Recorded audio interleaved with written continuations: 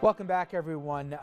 It was a day of history here, and not just because we have a new pope, but also the geography of it. And we've had live reaction from reporters on the field, on the ground, I should say, in Rome. And we also have scattered them around our region as well. And Fox 1's Kim Wallace, she's in Newark right now, where she's getting reaction on the ground there. Kim, what was people's initial reaction when they heard it was Pope Francis? Well, many people I've spoken to say how happy they are. The Catholic community is coming together today to celebrate their new leadership. And I'm here at the Cathedral Basilica of the Sacred Heart in Newark, New Jersey, a beautiful basilica here. Earlier today, we heard from the Archbishop of Newark, the Most Reverend John Joseph Meyer, and he expressed his support for the new pope. And I'm sure that the cardinals in their considerations during the last 8 or 10 days and even after the vote yesterday afternoon coalesced around him. So he must have made a deep and lasting impression on them. The Archbishop says he expects the first Latin American pope will bring more Latino support to the Catholic Church. This is where Catholics are multiplying, and the number of Catholics is growing. And that's true in Latin America, certainly, but it's also true in our own country. And so I think we will take that more and more into account. He will probably, because of his background.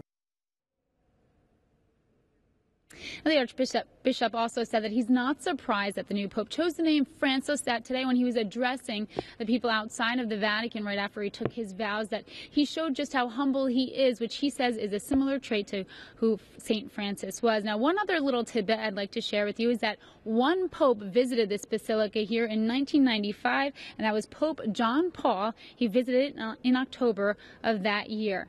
That's latest from Newark. Kimberly Wallace, Fios 1 News. Rich? Well, thank you very much, Kimberly. And Doctor, talk about the significance of Francis. And for those who don't follow who St. Francis was, because how it works is that the Pope gets to select his name, and it's not coincidental, given at least the background that we've done on a crash course on this new pontiff. You know, as your earlier speaker said, this is his first lesson for us, is I'm going to take the name Francis. So heads up, that should tell you something about who I'm going to be and what I'm interested in. I would notice that there are several Francises, but there are two. There's Francis, who we all think of, yep. And in fact, you don't have to be Catholic to have heard about St. Francis, because everyone knows of his love of animals, his simplicity of life, his great ardent devotion. But there's also Francis Xavier, who was one of Ignatius of Loyola's companions. And so this first Jesuit pontiff may very well be also nodding to his own background there. And so there are the church likes to do this. They like to have a lot of resonance when they choose things. And so it's good that he picks this name. It's interesting, Dominic made a point. What struck out to him was that this is a pontiff who has both humility, at least from those close to him, but also broke ranks, at least with other Argentinian clergy, in that they would not bless single mothers or give baptism to their children. He also made a point of it to wash the feet of AIDS victims. But then there's the contrarian thing, which is he has spoken out against gay rights and homosexuality. He's been ardent against it, abortion as well here. But it comes to the issue of, if you take faith out, which you can't do with this, but you just look at the math, you say, we have a shortage of priests. The church needs people at the front of the church, and the more relatable they are to the laity, the greater chances that there'll be more laity that will fill the pews. What people, I know you know this, but most people don't know is, it's not unprecedented, the idea of married priests. Up until the 13th century, we had this in the Catholic Church. It wasn't some bright line that said this could never happen. We stopped doing it because it cost too much money for the church to support the family, and there was nepotism issues, right? Do you think that there's a possibility, or that there's any kind of internal support for real systemic change? I'm not talking about on the politics or the policy of stuff, but on the structure, about women's role in the church, or about, like I said, married priests. This is inside baseball. We both know. Right. We have it now. There's a lot of loopholes. Greek Orthodox, you're married, you can come all of a sudden and be a Catholic priest. Do you think they'll make that leap in our lifetimes? Well, the leap to married priests, Maybe, maybe not. I think what you need to know about someone like him is his understanding of these are all of a piece. So for him, the pastoral face that he turns toward welcoming people who might be on the margins are the same pastoral face that he would say is in play when he is protesting against abortion. And he would say that that same pastoral face is there when he is saying that, in his words, that it is abusive to send adopted children into same-sex relationships. Now, the sensibility about that is different in the United States and is changing rapidly around the world. Yeah. But I think he is very consistent in the story that he's telling. It's a story that is very much embraced by the church. And so there's a way in which it's, you know, small issues one way or the other are not going to be the way that that changes. The married priest issue actually is probably different, and that may be something that there will be some accommodations made for because it is of a different order than some of these other very foundational life issues. Do you think the church, I'm surprised it seems that it's become sometimes more political on Sundays than it used to be. And for a lot of people, they don't have to agree with everything that the Vatican says, but they have a faith. And that they go to Sundays for a certain reason, and it's not to debate abortion, and it's not to get into those issues, but they feel that the politics have taken a more pronounced role at a very time that the population that they're being preaching to is feeling different than what's coming from the altar. Is there a sense maybe that the church will go back to being what Sundays used to be about and a little bit less about than the politics of the day? That's a great question. You're correct, I think, in noticing that more recently, probably within the last 15 to 20 years, that in some ways that the political role of the United States bishops has come to the fore. And for them, they say they're speaking out clearly and courageously against a culture that is increasingly shifting away from what they see as important social values, not just religious values, but social values about valuing the human person. But that certainly is going to be, I think, probably more pronounced before it gets less so. And that does cause a lot of division in parishes. Yeah, especially with the backdrop of what they said was obviously hypocrisy by some same bishops who handle the abuse scandals the way that they have, but yet condemned others for actions that were even legal but disagreed to socially within. So it certainly is. Okay, let's bring with us on the phone right now. We're pleased to be joined by Dr. Phyllis Sagano, who is a professor of religion at Hofstra University, an author, and editor of 15 books on religious studies, many on Catholicism. Doctor, thank you very much for a few minutes. I appreciate it. Thank you. Glad to be with you. You as well. And obviously, as we said today, it can't be overstated, a historical day. If there was one thing beyond just the geography and maybe the age of this pontiff, what stood out to you, if you, as many of us were a bit surprised by the selection?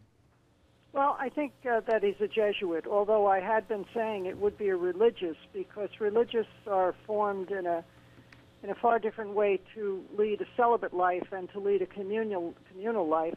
The Jesuits are known as men of service, so this would be an individual who, while he has done his a tremendous amount of academic training in Argentina, in Spain, and in Germany, he also has been rector of a seminary and a spiritual director. So I think what I find most interesting is that Ignatian spirituality, the spirituality of St. Ignatius of Loyola, is now in the chair of Peter. And that spirituality is very much rooted in gratitude for God's gifts, gratitude for creation, for God's people. So I think we're going to find a pope who's very happy about being alive, and I think his new evangelization will be to argue that or explain that the message of Jesus is that God made all of this for us, and we should be enjoying it, and enjoying it properly.